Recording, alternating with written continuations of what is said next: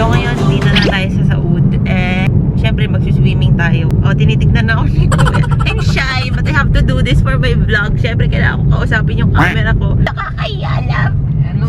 Joke lang. Ayan na si Gian. Excited na yung mag-swimming.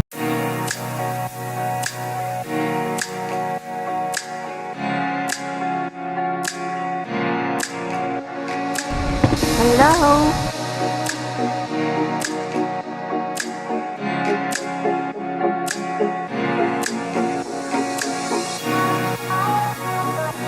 Wala na naman katao-tao. Wala, naglubat.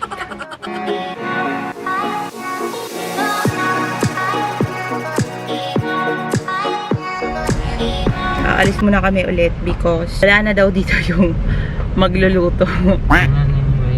Or wala lang mismo yung kainan dito. I mean, wala kasi yung nagluluto pala yun. Or wala yung nagluluto. Basta ngayon, hindi mo na pwede kaming kumain dito. So, babalik na lang tayo ulit mamaya. Kain muna tayo kasi hindi pa tayo nagbe-breakfast.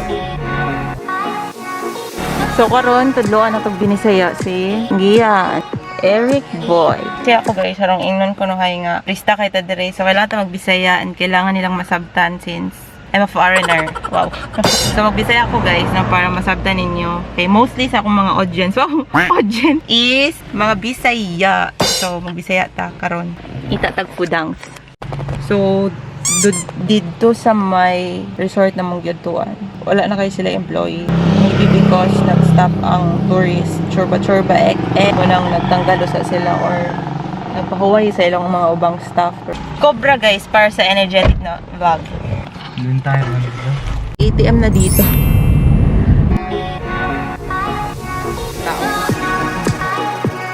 Ikaw ang bantay dito?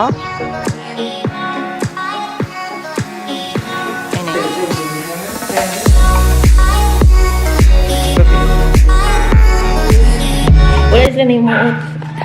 Sila na yung muot. Pasikatan mo nga ng Bisaya skills mo, love. Sabihin niya, ay ambot.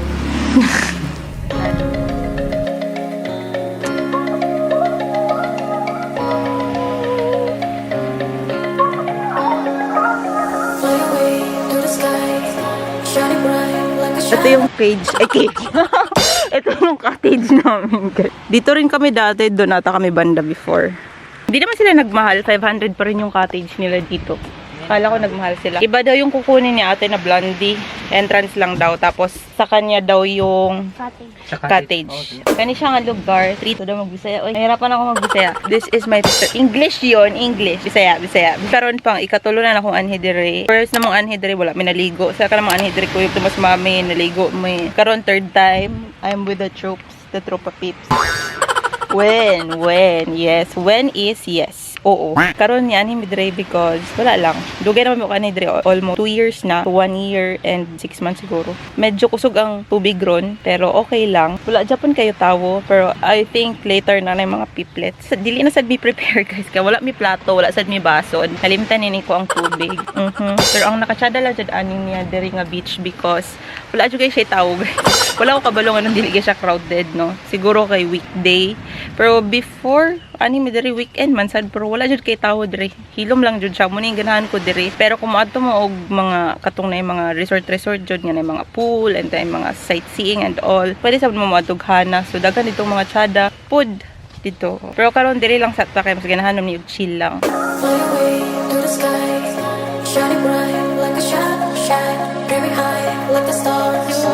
Ayun, okay, nakita na siya.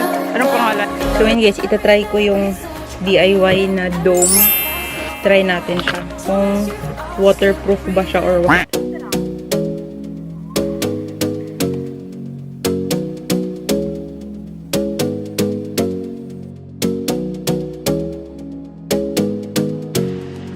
Solong-solo nyo pa rin guys dito.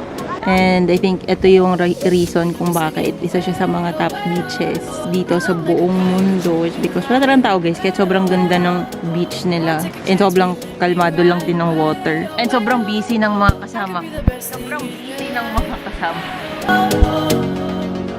You got me singing way oh, you look like a guy you could treat me right. Gusto ko yung magandang puwet. Yung Kim Kardashian na puwet. Pag hindi yan Kim Kardashian puwet. This is my dream puwet. Teka lang, aabot ako dyan. Video lang, video. First rain on the plane, we were flying to the mountain, all across the ocean, and there we go again, walking these streets, lost in new places, a million new faces, diving deeper in the world, riding on the road, into the unknown, all on our own, until we settle down.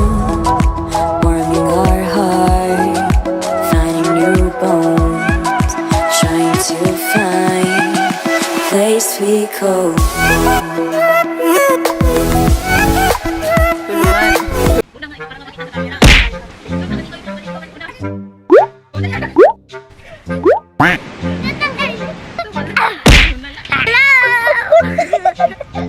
Ang tanong kung nakita ba?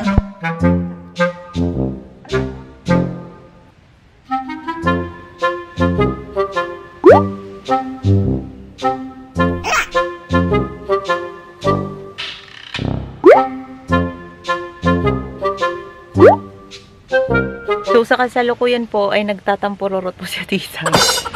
Sabihin mo sa falls. Sama siya sa falls. Pauwi na rin kami. Magpapapicture lang ako kay Nico. Saan na ba yun?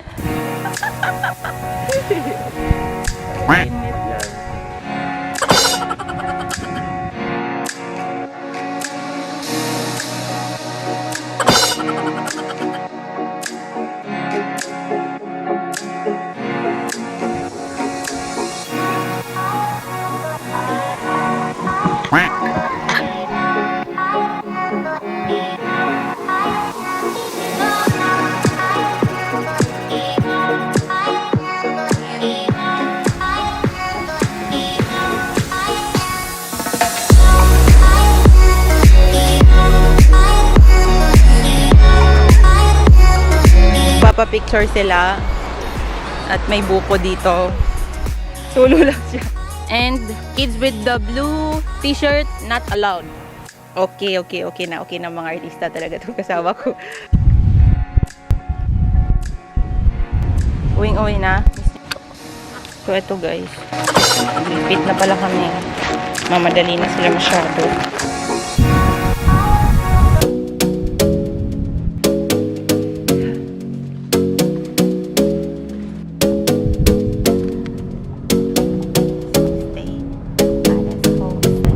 Going home to the place where we belong. You got me singing way oh, oh. You look like a guy who could treat me right. Way oh, oh. Boy, take a chance, will you let me ride? Way oh, oh. I could be the best thing in your life. Way oh. Kain mo na kami kasi itong dalawa kasi Nico. Nakakaalay na yung paa nila. Niya pala. Ako ay okay na okay pa rin kasi hindi naman ako nag-drive. So kasing dalawa kanina, ang daming binil na sand castle. Daming kingdoms.